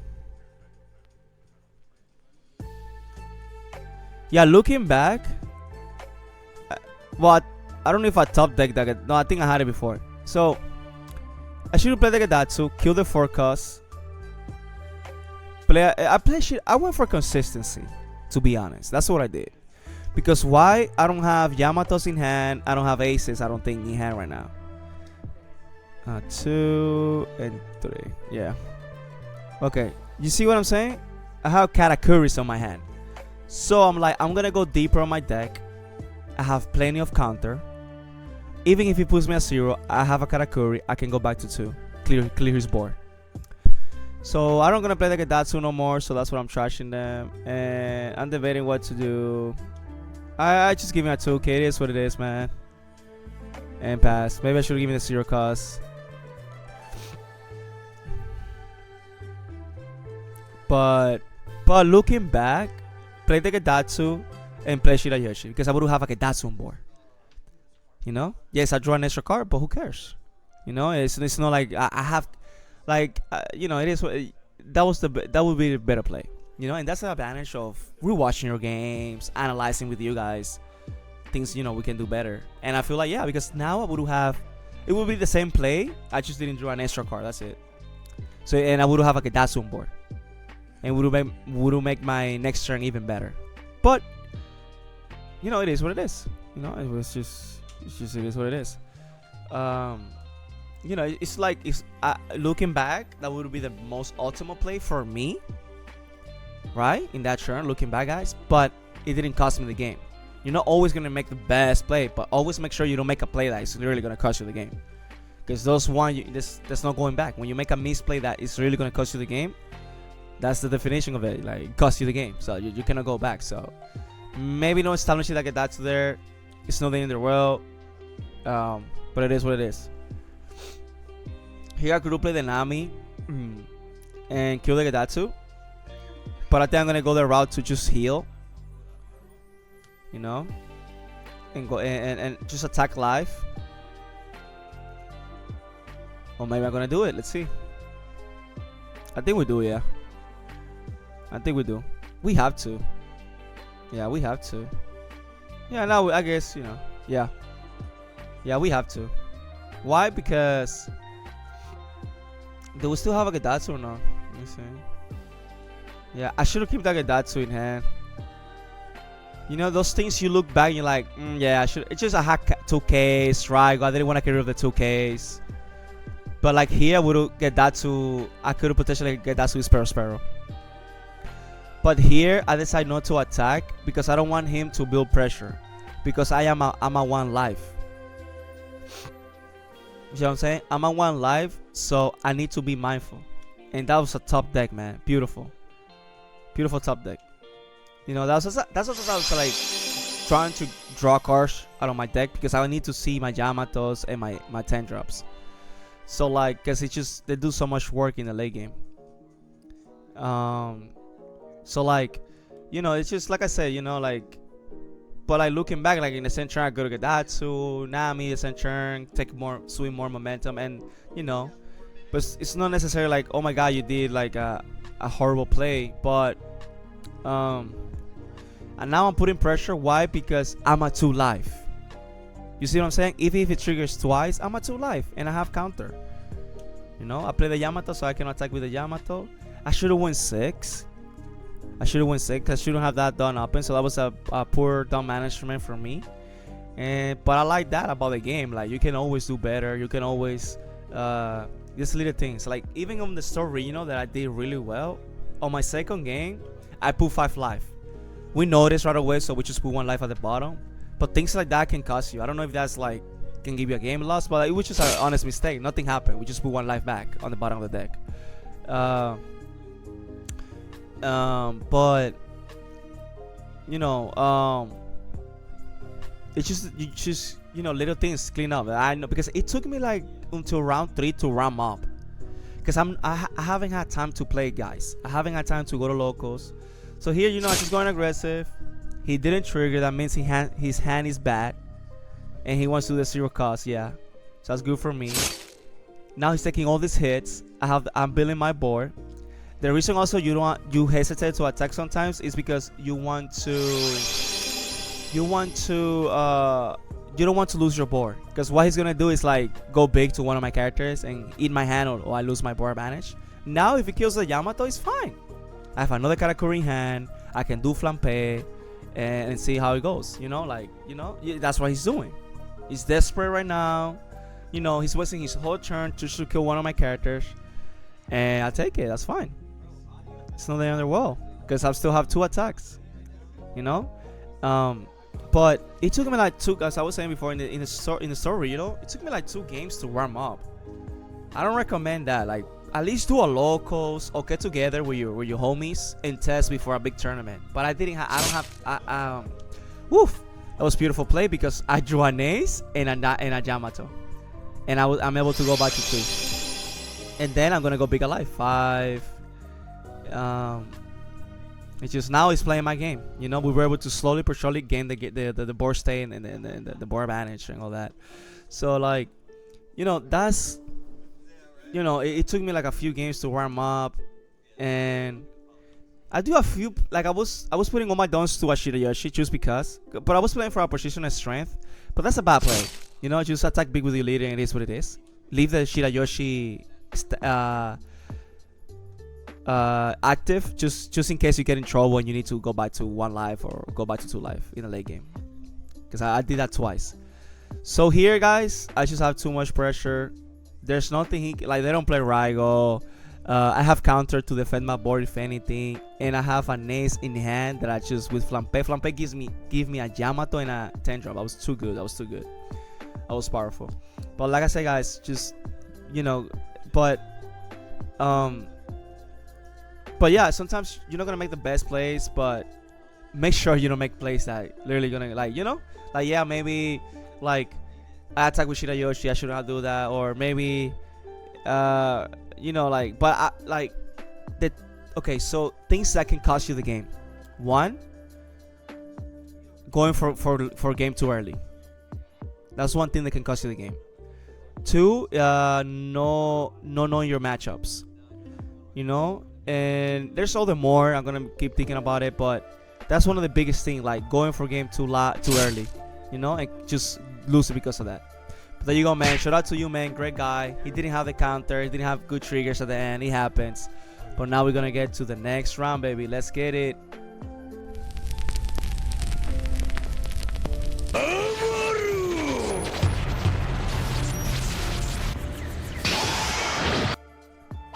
Alright, so I believe this is round 4. And of course, guys, I'm always facing my boy John. In round 4, John, we both undefeated. I think this is before the final round, if I'm not mistaken. I think it was 5 rounds. You guys seen this movie before. We grind, I mean, we play yellow just forever, and I mean, the mirror match is toxic, but it's fun because games can go different ways, and sometimes our games just go a different ways, and be able to adapt and learn more about those different scenarios, so much fun for me. So here, we both different. It's a mirror match, so we're gonna be playing a lot of the same cars. For the most part, I'll always changes a list. But we have different preference. Man, I wanna apologize ahead of time. You're gonna see my big head through the. Sorry for that angle. It is what it is, man. Man, we're humans, But we play like that too, and then we remove that. It's just being kind of that doesn't matter, but just remove things that maybe he can bounce with Katakuri. I feel like you just gotta adapt. If your opponent's healthy in life, it's okay for you to be low in life if you can control his board. And yeah, excuse me. Yeah, Nami's such a powerful card. I really love it because it's allow you to, like, no matter what your life state, you can always kill off 5 or less. And I have my own. Like I said, it's a mirror match, doing the same thing. And then I pass. There's no need for me to attack his life right now. It's too early. It's a 3 life. That's what you want. To me, what works for me is just grind the mirror match, but also be mindful when to go to be aggressive. I believe one of the Peronas that I got in the past, I beat the mirror match. I had no business winning, but I just had to win for a game because I knew I was gonna lose no matter what. So, you gotta be able to adapt. I'm sorry for the blurry. I'm gonna try my best to explain every move and what I do it. This mirror match is a little bit different from the past because you will see. Usually we both low in life, we trading resources, but this game is gonna be crazy. So yeah, he plays Katakuri to remove my Nami. That's not the end of the world. I think he's starving me right now. Like, oh, okay. I have a Yamato, but I think I have 8 dons. No, I should have 9 dons. I think I have 3 life, and he has 3. Oh, I have 4. He has 3. So I'm not gonna be able to do Kata. But I made a misplay. I should have swing first because he was gonna take it, and then I do Kata. Cause now I'm forced to waste. I have the answer, thank God, but yeah. Oh, sorry about that, guys. So yeah, we do flampe. Just hopefully we have a 0 cost last life. That's why you take the bottom life. Cause I'm playing around the Yamato. Like I said earlier, you wanna, like previously, you want to defend. You want to play around. Your opponent's strength. So if he Yamato here and kill my Katakuri, that's really big for him. So you see, he has the Yamato, he keep my flampe, that's on the end of the wall. I keep my board, my A-cost character. So here we're in a weird state where he's healthy in life. I have like 3-2 life. I believe I have 3 life. I'm not gonna be able to kill his Yamato with my own Yamato, but I can just build my board slowly but surely. He doesn't want to be over aggressive because if he puts me 1 too low, I can choose Raigo. And I have 2 Raigos, man. So that's what I'm saying. You have to be patient. Being aggressive can work for sure. I play against few players that they go more aggressive, but I'm a grinder of the game. I'm a grinder of the matchup, and I'm always go for the consistent route. Yeah, sometimes it can backfire. Oh, I was too slow in the mirror match, should have won. But you learn through time. With experience, you learn how to, like, identify. Okay, this turn I need to be aggressive. This turn I need to be passive, and that comes with experience and the grind that we do consistently. Lately, like I was saying, I haven't been able to do a lot of locals, but we did this event. We did the regional event. So hopefully you guys enjoyed that last stream. If you haven't seen it, I'm gonna leave the link in the description if I don't forget, and you can go check it out. But we're gonna edit that and make a special video because it was just a special day for your boy Brandless that day. And man, so far competitive. I'm gonna keep playing Enel. I can adapt to different metas, and it's just so much fun to play with, man. I love him. I love the Jello, so it's just so fun. Casually, like I say, my friends make fun of me, like, oh, casually you play the meta, the best leader. I mean, it is what it is, man. I mean, I'm playing, like, it is what it is, man. Like, some people play the best decks in tournaments and then they go casually, but to me, it's like, I feel like people don't respect Enel enough. And people say, oh, it's not competitive or it's not meta. I mean, it's fun for me. I love Enel, and it's just so much fun for me. And um, it's just so much fun for me. Like I feel like it's just so much fun, you know. And I'll be doing really well with him consistently. So it's like I say, like I'm having fun, and I don't know how to explain it, man. It's just okay. So here I should swing with leader, because now he has 5 life, and I have 3, so he can kill my Katakuri, and that would be rough for me. So definitely I should swing there, 6. But here we're going through the motions. I'm gonna keep building my board, and also I wanna. What I was thinking is like, definitely I should play around it for sure. Because I think I have 3 life there, eh? Yeah, 3 life. So for sure I should attack 6. If he had a Yamato, he would have counter. But not always they're going to have the Yamato, you know? But definitely looking back, that's the advantage of looking the games. I did it earlier, but in this turn, I really missed out. Because I think he has 5 life. But here's being super aggressive. I'm taking... Usually I always defend the leader attack. But I'm defending because I want to be low in life. I was blessed to trigger the Zoro card, so I did it. I gotta give him 2 cards now. That sucks. I mean, there's a debate there that I don't do it, and then I defend the 10, because he's gonna play probably a rush. If he's going aggressive, because he's gonna play a rush now. But it's better to be safe than sorry. I was gonna defend the last 10.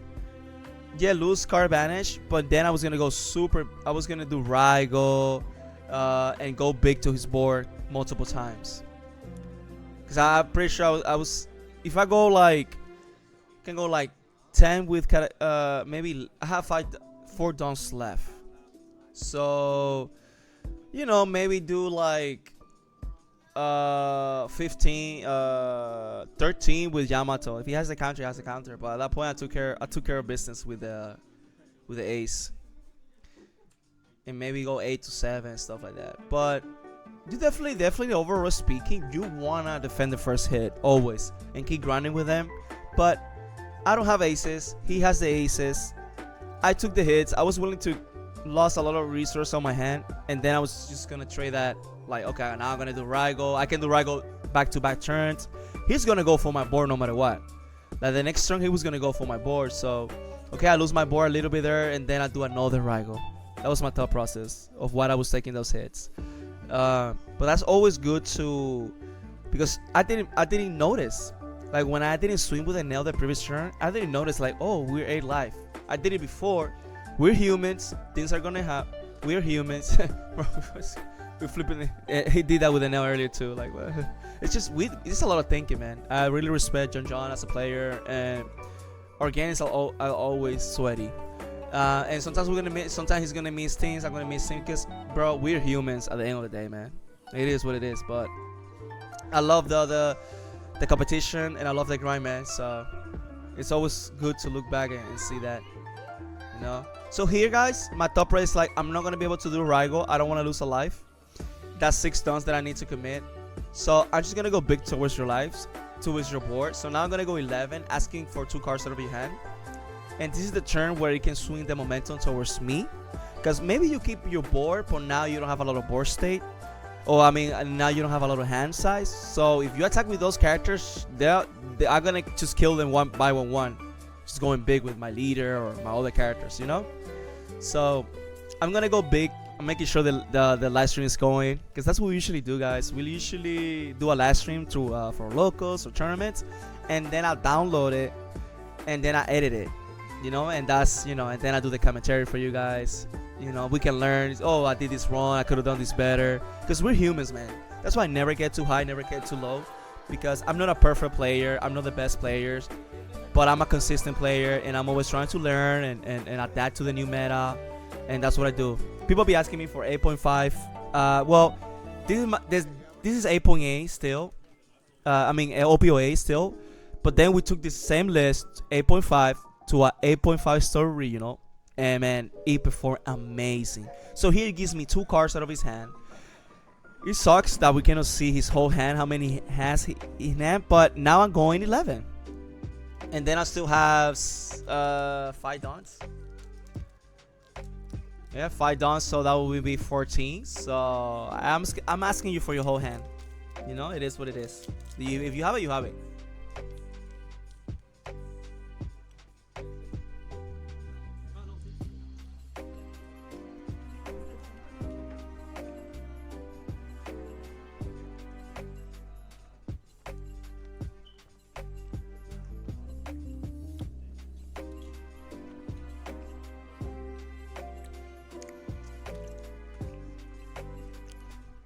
Ooh, give me some chocolate, man. Halloween was so much fun with the family. Woo, so many chocolates, guys. Do you guys have fun on your Halloween? Tell me in the comments down below. How was your Halloween? You have fun? Man. Can you hear me? Eating that chocolate. Super fun. Here I think it has like 2-3 cards in hand. That's why I did this. Because it makes no sense that I'm doing that. You know, like 9 to 9.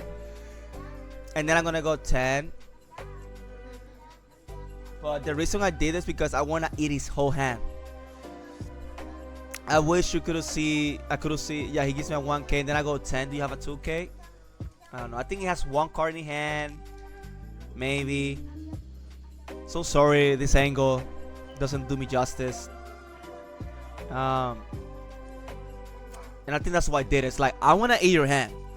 If next turn you try to kill my board and I can maybe keep one of them, then I'm going to go big to your board again. You know?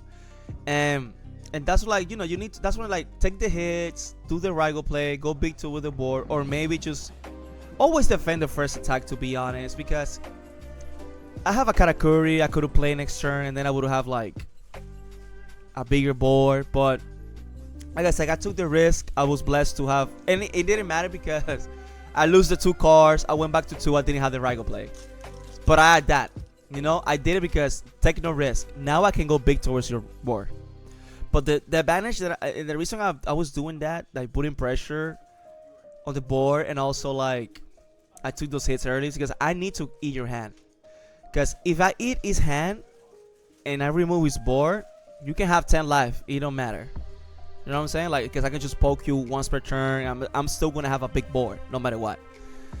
So here's going 13 to the Kara thing. I don't know. The thing is I defend. So, yeah. There you go. I defend. He's still going to clear maybe 1 or 2 characters, I believe. But we're still going to keep 1. So we can just go big to the A's. And I ate a lot of resources. Like, I took a lot of resources out of his hand the previous turn, and that's what you want to do in the mirror mesh, because not everybody in the local scene plays Enel, but sometimes in the past I faced like Brandon, I faced Wakil, I faced Go Broku, I think his name is, and you know, they're great players. They know how to play, they know a lot about the fundamentals in the game. So sometimes some games I would have lost because I didn't see the game in a different way, or like I overcounter too early, or I attack too early. So you learn a lot from those players, from your journey. Like, you know, just, you know, like to see the game in a different way and to get to your win cons consistently. So here, you know, I don't know how much attacking there, but you kill that, you can have it. You know, because I don't have a lot of cards in hand right now. But okay, he killed that. He didn't attack with Enel because he wants to keep the board advantage. So we have Flampe, that's good for us. We have Rygo, we have Katakuri. I'm debating what to do right now, but this is where you want to be. I know I took a lot of cards from his hand the previous turns. Now I have 2 characters, but you have your aces rested, so it's vulnerable to just die. And I can just play a Katakuri, heal, but I gotta see because that's 8 Dawn's commitment, so I don't think it's worth it. But also I can go choose 15.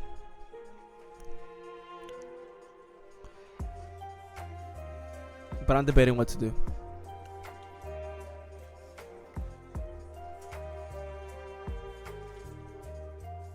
So the reason here I'm going 14 is because if he defends,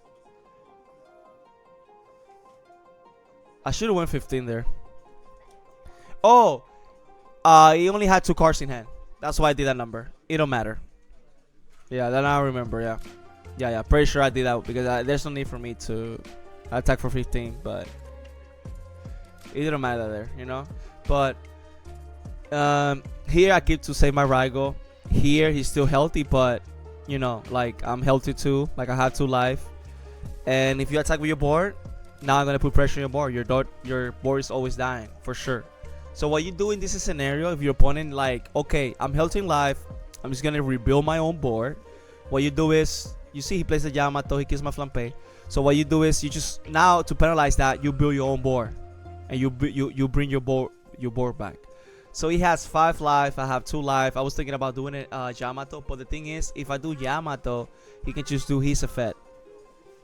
So the best thing to do here is to do Raigo, because I don't want him to gain that advantage. Because if I go super aggressive towards his life, he's gonna get that card advantage back, and he's building his board at the same turn.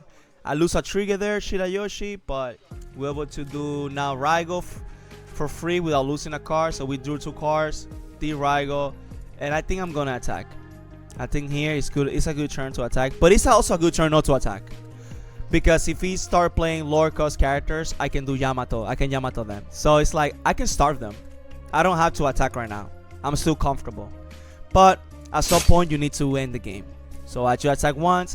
You know, I think both plays they're no wrong. Like you can decide, you know, to starving even more, but pay attention to your time. You don't want to lose because of time. He's a great player, so you need to be on top of your game. Yeah, sometimes you're gonna miss little things like, oh, I should have played around the second Yamato.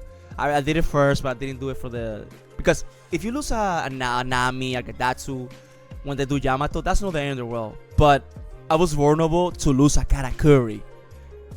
So, and that Katakuri put pressure when I decided to attack his board. Remember? So little things like that can come back to haunt you. But it's good to watch gameplay. It's good to see the games again, because there's always things we can do better. No matter how good or bad at doing a tournament, there's always things you can do better. Let me see what I do here. Debating if I want to play the Frankie or not, because if I play that Frankie, I can bounce it back. But at the same time, it's like, you know, like I want to keep counter, because I don't have a lot in hand. So the key here is like, I have a Yamato, I have a Katakuri, so we're still good. We're still looking good for us. It's just we don't have all the counter in the world. That's why I did that play. You go 5 for life. We have to defend no matter what. I don't think I'm playing that Nami anytime soon. So in the late game, you want to play your Yamatos, your Kata, your Aces. I mean, it depends what you're playing against, but for the most part. So, you know, it's just thinking what to do here. You know, and at 1 life, you always defend the first hit for the most part, because it's like, then you're playing his game. Let's get that too. Let's say maybe you don't attack the previous turn, you start with 1 more turn just in case he plays like lower cost characters like he's doing now. But I can still get rid of the Frankly. So it's not the end of the world. Kill that. So here, there's another debate. I could have easily leave him at 3 life. Why? It's harder for him to do Raigo, and he doesn't have 10 rush ace. So definitely here, there was a turn that I could have been like, you know what? I'm gonna keep you 3 life. What are you gonna do? You know? You're gonna Raigo, lose 2 life. You're forced to play Flampe. You still have 2 Flampes, or you know. Like I said, defense the first hit, respect the game. And always adapt to what your opponent's doing. Because here, he's gonna do a nice play for him. So that's also a thing you gotta analyze the player. How you minimize, like how to play around. Okay, let's say your opponent did an amazing turn. How can you play around it, or how can you now follow up that turn to like make his last turn worthless?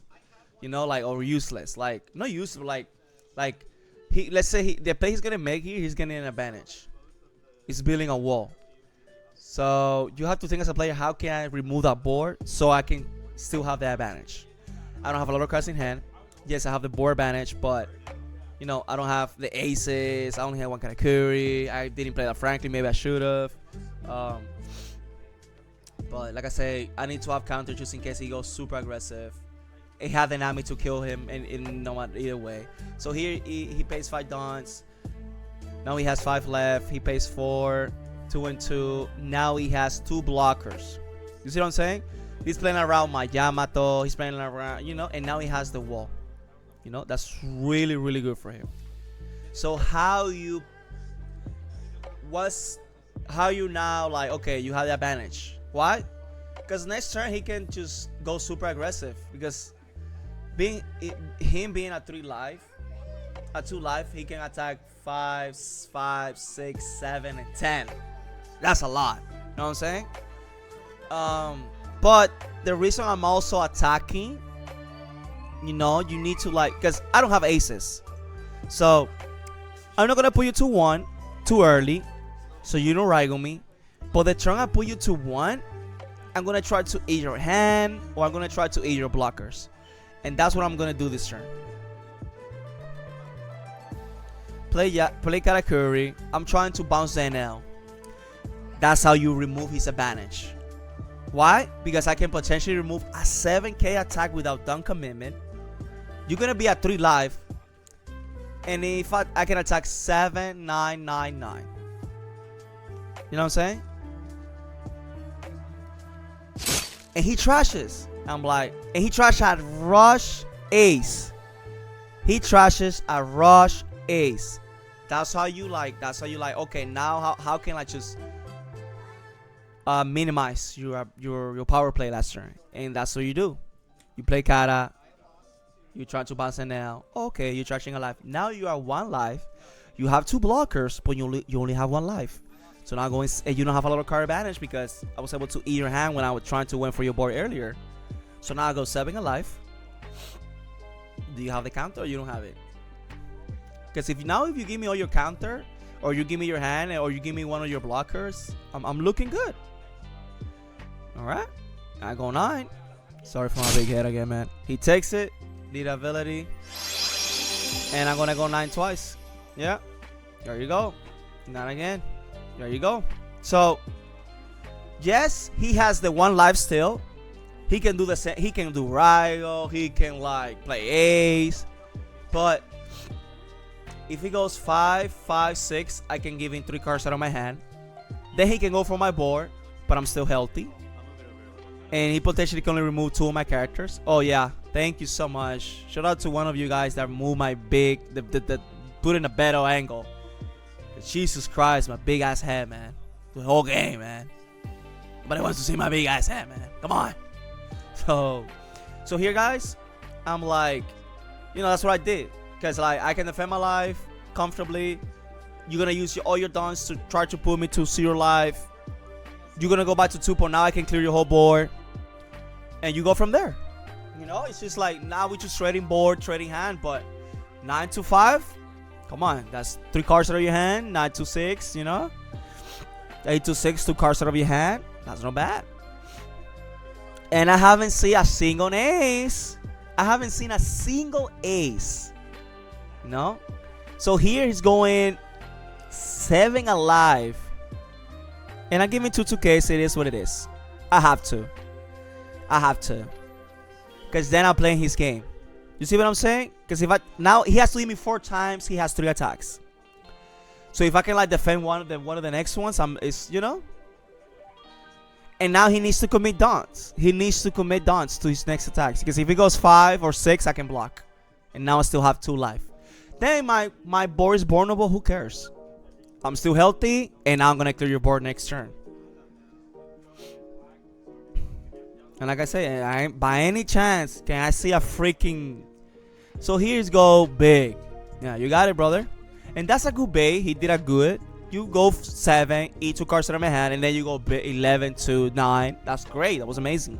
It's a good play. But now you only have. Now at this point you only have like 5 downs left. So I know you're not gonna ride on me if I'm not mistaken. Alright? And yeah, I took the yeah. Then he goes 9 again or something, and then I counter. So here's looking good for me. Why? I have the board advantage. He tried to remove my board, and I was able to defend. So here we go 7-7, just eating their hand. I'm gonna play the Katakuri and remove. Now it's to clear his board. That's the point. Because if I go for game too early, that's what I was saying. There's things that can cost you games. There's little things that, looking back, you could have won before, or maybe you would have won a game that you lost. But biggest misplays that sometimes we do as players is to go for live too early, and and that's what I love about Enel control. He rewards you for sticking to the fundamentals of the game. Control the board, eat your opponent's hand. You know what I'm saying? Like, those things that's the way you're supposed to play the game. Like, remove your opponent board and then you go from live. Because that I feel like that's the way the game to be played. Because it just, okay, he goes 10. I had no counter, had to let it go, but I still have the big board. So he's playing Shirayoshi, and that's what you want. Like, I'm still healthy. I'm at 2 life. I was able to control his whole board, and now I have 3 big attacks. And we still haven't seen the ace. But like I was saying, it's like Enel is a deck that, and also like playing decks that they're not like tier S, tier 1. You need to stick to the fundamentals. You need to really learn your matchups. You need to really be on top of it. And you go, woo, hallelujah, hallelujah. If he takes a 5 miss, he has no counter, and that's amazing. But yeah, man, it rewards you. You see, I control the board. I counter when I needed to counter. There's a few turns. I couldn't go win B, C, A. I couldn't win this way. I could have turned left. I could have turned right. But overall, just stay consistent with your plays and adapt to what your opponent does. And yeah, I go 9. He has the counter, but I could have won 19. I just played an ace just because. And GG's, guys. Now let's get into the final round, baby.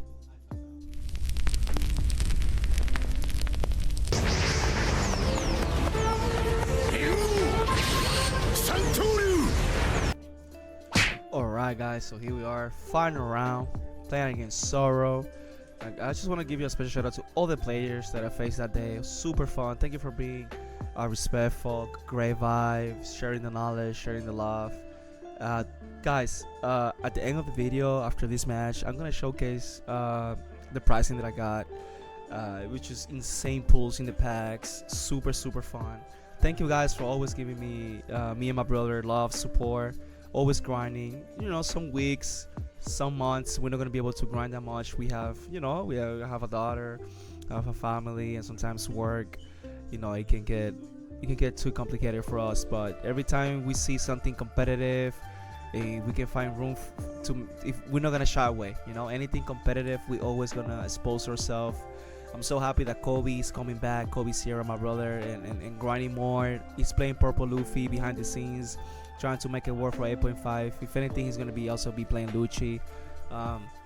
So I'm so proud of him that he's taking time. He took his time with his family, health issues, and now he's doing better with his health. And now his beautiful baby daughter's growing up. She's healthy too, and at least 1 locals per week. It's really good. It's really good. But we always gonna be keep grinding for you guys. He also like UA, so you might see UA content like we mentioned in the past, and different type of content, man. We're not gonna shy away, guys. We also have we did a podcast episode, first ever. Hopefully you guys enjoy it. We're gonna do the second one soon. We're gonna be trying to keep the channel fresh, keep trying to try different things and things that we love. So here against Zoro, guys, as you guys saw in the first round, shout out to Ryan again. Shout out to Ryan, John, and all the other players that I played. I'm sorry about we names. Great vibe. It was super fun. So the strategy is to start them, always go for their board. I was surprised that he defended that. But I guess he was just trying to like keep the pressure on board. But I'm blessed to have counter in hand and have my late game, and that's what you want to have against Zoro.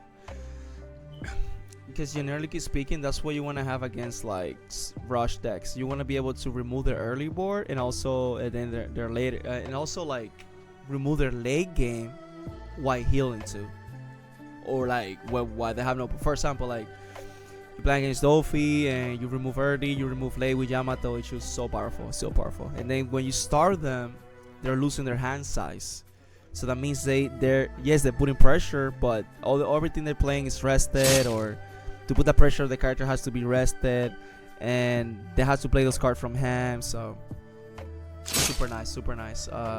It's not something you're always gonna beat them. Zoro can beat me. I had a close game, South Orlando a couple of weeks ago, and it can, yeah, you know, like, yes, Enel has a good matchup. He saw the 6 cards, so he was kind enough to like. I'm just gonna put it at the bottom because then I will have information that is coming up. But I'm not a type of player like.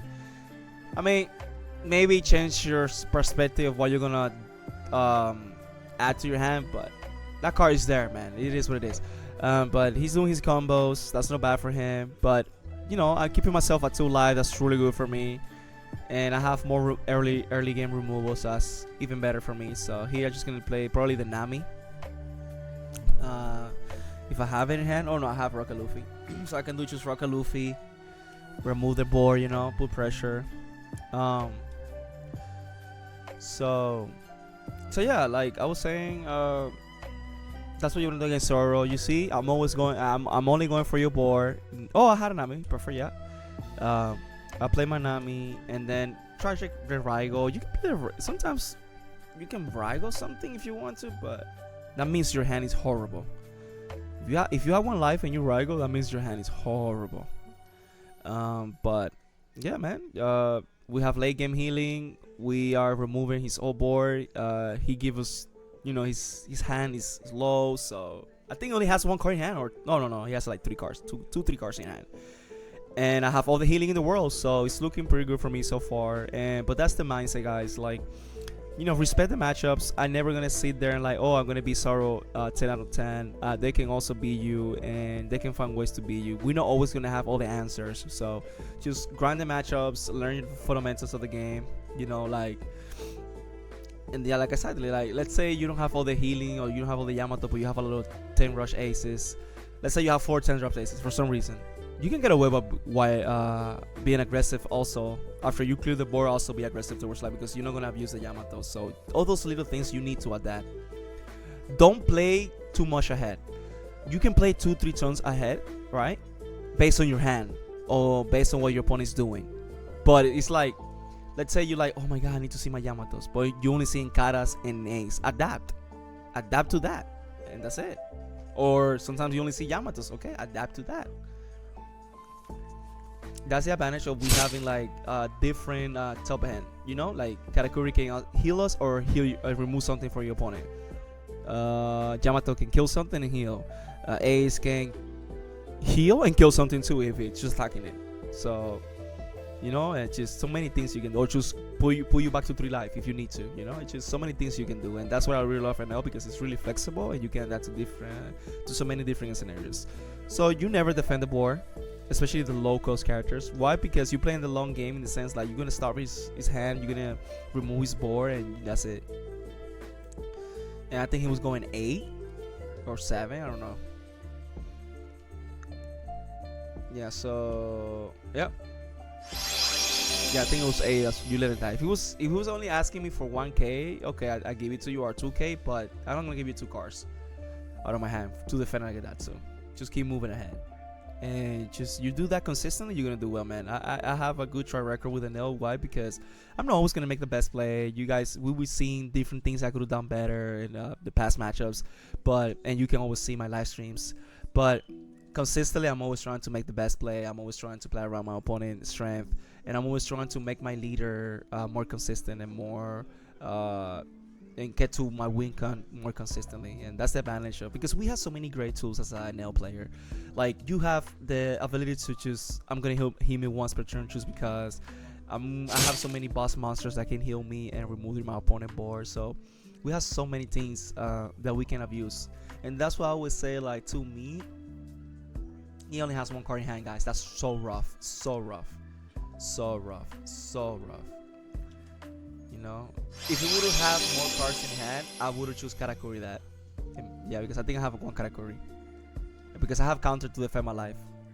Because you always want to keep your. It's really important to keep yourself always at 2 life in the late game, especially against rush decks. That's really important because then they can just smell blood and eat your hand or potentially kill you. But here, since I know he only has one card in hand, like, well, if you have a 2K, you have a 2K. I mean, it is what it is. But now you have no hand. You're gonna be top decking every turn, and I can defend my board. You know, and I have 2 life, so. You know, but if we would have 2 cards, I would definitely choose Katakuri. I would definitely would have went 11 with a Yamato and then Katakuri him. You know, but most likely if he had a 2K, he had a 2K. But it's not the end of the world for me because he potentially can only have 3 attacks. So that means I'm gonna be at 0 life. Who cares? I can go heal again next turn. So all those things, you know, you gotta keep in mind, keep track of it, and yeah. But right now it's looking really rough for him because now he just stopped decking and I'm building my board. And here he's going big to my Yamato. That's 11, and I'm like, I can defend him, but I still have more healing. I'm not gonna just give you the win. Like, I'm not gonna just. This decision matters, guys. Because what about if he keeps putting the pressure? And then I run out of healing. And I don't have counter. You see what I'm saying? What about if my next 5 turns I only drew 2Ks? You see what I'm saying? So, like, don't give the game away. Just because, like, okay, I lose a Yamato, but now I have an ace. I would have played another Yamato. I top deck another ace, but I would have played the Kara or the ace. Or the Yamato. So I was still going to be at 2 life. Because just play the flampe and bounce that. So that's what I'm saying. Like, don't give your game. This is one of the fundamentals. Key fundamentals. They just. You give your hand too early and they just lose. Yeah, you healthy, but what about if he keeps playing kid, Zoro, and then he forces you to be at 0, and then you don't see more healing. Yes, I'm seeing all my type of healings. I'm being blessed. I'm seeing everything. You know, I'm seeing everything. But no, that's not always going to be the case. So, like I said, you hope for the best, but prepare for the worst. Sometimes you go away from that because you need to move the game state forward, but. Sometimes like, oh no, I need this Yamato to stay so I can try to kill him next turn. But in that scenario, you don't defend a Yamato. There's no need for that. Here we have plenty of counter in hand. And the good thing about this match is like we don't have to worry about like effects that discard. Like Dofu is so scary because they have the 4-cost pudding. That card is insane, man. On my store regionals, man, I made it to the finals, and the guy put me twice. That card is insane, man. I said, man, I'm gonna try to put the live stream. Guys can go check it out. But eventually, I'm gonna edit it. And we're gonna make a special video for you guys. Showcase the pricing, to showcase the journey with commentary, things that I did, the workout. I see things I could have done better. That's the beauty of the game. There's always things to learn. There's always and we humans, like I'm pretty sure, no matter what great track record a player has, there's gonna be days he's gonna make bad decisions. He's not gonna make the most optimal plays, and that's fine. We're humans, man. It is what it is, man. That's why I never get too high, never get too low. I took that hit because I'm able to just play this, just heal again, and pass. I attack once. Why? Because they're not, just chill. There's no need for me to like go crazy. Just chill. I have another cat in hand, 2 cats in hand. Like, I'm looking good. You know what I'm saying? Like, I can just put into 0, kill him the next turn no matter what. But respect the game, man. Respect the fundamentals. You never know what your opponent can pull off.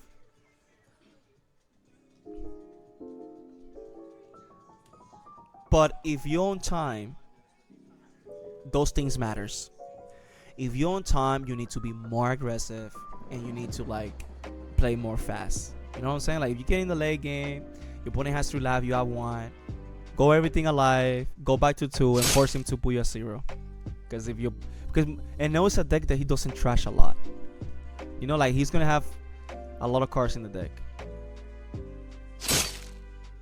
There you go. He's gonna have a lot of cars in. I mean, yeah, I don't need a car, 2 cars. So you need to keep that in mind. You know what I'm saying? Like, just force your opponent to press here because, like, let's say you're playing against Lucci. Most likely you're gonna have always, most likely, more cars in deck than Lucci, than Dofi. Why? Because those decks do a lot of searching. The ability to just play a lot of things from the deck. So it's like, if you get to time rules, and you need to end the game. You need to, like, I need to put you either 1 or 2, so we either finish. We both have to live, and be mindful, of course. Be mindful, but like, don't lose him because of time rules is really bad. But guys, yeah, I smelled the blood. I didn't need to pay attention to the board, and you see, just be patient, read the game state, and adapt. All right, guys, so we did it, man. We got our 5th Perona, man. We're so blessed. Now I'm gonna showcase the pricing, and again, please don't forget to subscribe, like, comment. It really helps us in the algorithm, and we're gonna keep grinding, guys, for you guys. Enel control is the way, baby. Our 5th Perona, insane. All right, let's get into the pricing. Guys, look all those packs, man. Insane, man. For getting first place, man. Shout out to all of you, man. To all the people, to the staff. Look, everybody, just happy. Great vibe, man. That's why I really love our community. Me saying congratulations to the guy that got 2nd place. Man, it was insane, man. It was a beautiful day. I'm gonna be making. Let's open it. Show the people. Yeah, everybody's getting the pricing, man. Should have made a look at you on top 2. He got some packs. I'm proud of you, man. Always grinding, putting that work. Everybody, getting their packs, man. Sometimes that's gonna be you getting 1 or 2 packs, and then sometimes you can get that first place. So it's just there's good and bad days. Like, getting first doesn't make you better than anybody else. Getting last doesn't make you worse than anybody else. It's just a card game, it's gonna happen. But here I'm so excited. Everybody's just, look at that, man. Our 5th Perona, man. So beautiful, man. Come on, can somebody make Gecko Moria leader broken and, like, win a couple of regionals so my Peronas get better pricing? But guys, let's open the packs. Let's see what we get. I know I get insane pulls, man, and this is not a bait. I'm telling you, man. All right, we start with the Jack. But again, man, shout out to Lobos, man. Great staff, man. Super fun. They do their locals on Mondays at 7. All right, we got a Kairos. Okay, that's not bad. Kairos and a Jack. That's good. I think they're secrets, right? So that's good. So many packs, man. Insane, man. Insane. So, man, super blessed, man. You just got lucky. God bless, man. It happens. Okay, man. An event. Oh! Insane, man. Insane, man. Insane, man. Woo! I think that's my first SP. No, this is my 2nd SP ever that I pulled in a pack. I bought a box back in OP-04. I think that's the last time I bought a box for One Piece, and I got a Magellan SP, I think so. Look at that, guys. Oh my god, so beautiful, man. So beautiful, man. Insane, man. I'm telling you, man. I mean, I have the card for my Katakuri. People be asking me for Katakuri list, but I'm just playing for fun, casually. Like, I can share it with you guys eventually. I'm gonna test more. Maybe do like a sim deck profile or something, where we get to find like a list that is consistent and really good across the meta. Lately I just put a build this together. It's really good against Lucci. So at least so far testing with my brother. Oh. We got a leader pack. Oh my god. Woo! Look at that chapa, baby. Chapa. That's it. But I'm like, come on, bro. Give me something. Give me a better leader, man. Come on, nobody plays the leader, man. At least I'll casually locals. Woo. Man, that's insane, man. That's insane, man. Guys, Perona, we got the Perona. We got a leader pack. A leader alternate art. We got a SP. Come on, bro. That's what I'm telling you, guys. That's insane. Yeah, that's it, man. That's my day. Literally, that's my day, man. That's insane, man. Like, I think we had another great pool. So let's see. Let's just get to there. But guys, it was insane, man. It was insane, man. Thank you again for the love, for the support. Hopefully you guys enjoy the content. Hopefully you guys get better. Like, yes, sometimes just look more in depth. Like there's a lot of things you can learn from my playstyle, for the decisions that I make. Like you can abuse things that I do with all the leaders. Just because, like I said, man, stick to the fundamentals, respect the game, know when to go for board, know when to go for life, know when to go play your curve or go off curve. You know, those little things. We might do like an in-depth guide video of how to play the game, but I'm gonna keep grinding, keep getting better. You know, because that's my mentality, guys. No matter how good or bad I do, I'm always grinding. I'm always, analyzing. Like I say, you know, like even today, we're looking at the gameplay. It's like, oh, I could have done this, I couldn't do that. Like, there's always room for improvement. But also, we're humans. No matter how much knowledge you get, you're gonna make misplays, man. We're humans, man. Don't be too hard on yourself. Like that's what I'm saying. Like, ooh, there you go, baby.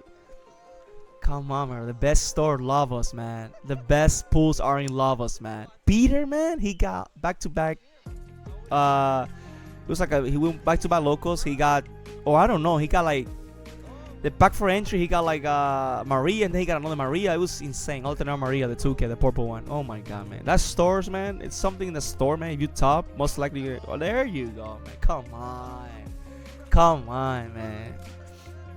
Insane, man. Insane, bro. Insane, man. But always, man, always grinding, man. Can't wait to edit my Storino journey, man. Super insane, man. I'm gonna put it there, man. I'm just gonna say it. I got it. I won the Storino, man. Insane, man. We did it with Enel control. We got a VV, and we still have our IMBA, of course. We got top 4 out of 64 players in South Orlando, but getting first place, man, in my second story, man, that was a blessing. I was blessed. I faced too many matchups, favorite matchups towards me. Like I faced a lot of Dolphins, and now has like a good, especially my build. It's like it's just too many removal. They can still pull it off. Like it's one of the best leaders for a reason. But I'm saying, like, as an NL player, if I see my early removal, my late game removal, I have like you can say like an advantage just on how my deck works against them. But I still have a lot of respect, and we're gonna keep grinding, man. But after we edit that video, we're gonna I'm gonna share my 8.5 list, man. And this is the same list that I use here, man. So I went my last 2 events with that list, 10-0. There you go, another good C career. So that's a good list, man. Super consistent, has good removal. I just gotta keep grinding more against black, but you're not gonna win all your games, man. It is what it is. You're not always gonna go undefeated or get your in-buy or whatever, but you can always get better and grind. But I can't wait to showcase that list. So I'm gonna have on the description of the video the timestamps, and also the live stream that we got first place story, So I didn't want to give spoilers in this video, but I couldn't hold it myself, man. I gotta control me. Sorry, but just use it as a motivation. Play what you love, keep grinding, learn your matchups, learn the fundamentals, and amazing things can happen. But again, guys, thank you so much for your love. We appreciate you, man. Be blessed, keep grinding, let's keep getting better. Tell me in the comments down below things I could have done better, things we can do. What's your top, if you're playing Enel, what's your top process with Enel in 0.5? What tech choices are you using? And no matter what you play, man, share the knowledge. Why are you playing? Why you play it, And, playing Lucci, Purple, Dofi. Talk to me, man. I'm always reading the comments, answering the comments. So, hey, let me know, man. Let me know. So, again, thank you for the love. Thank you for the support. You have an amazing day. I love it. I think I'm gonna showcase the cards a little bit closer again, man. But insane pools, huh? Insane, guys. Oh my god, look at that. Insane, man. Keep grinding, man. Always humble. I was just blessed. Faced good matchups. Saw my cards. Didn't got penalized for the little things that I could have done better. So I was just blessed. But use this as motivation, man. Keep grinding. Believe in yourself. Haters are gonna hate, and your loved ones are gonna love you. So keep grinding, man. Look at that, man. Insane, man. That, man, for $25, man. Come on, that's applause, brother. Insane, bro. Take care, man. All right, I love it. GG's. I love it.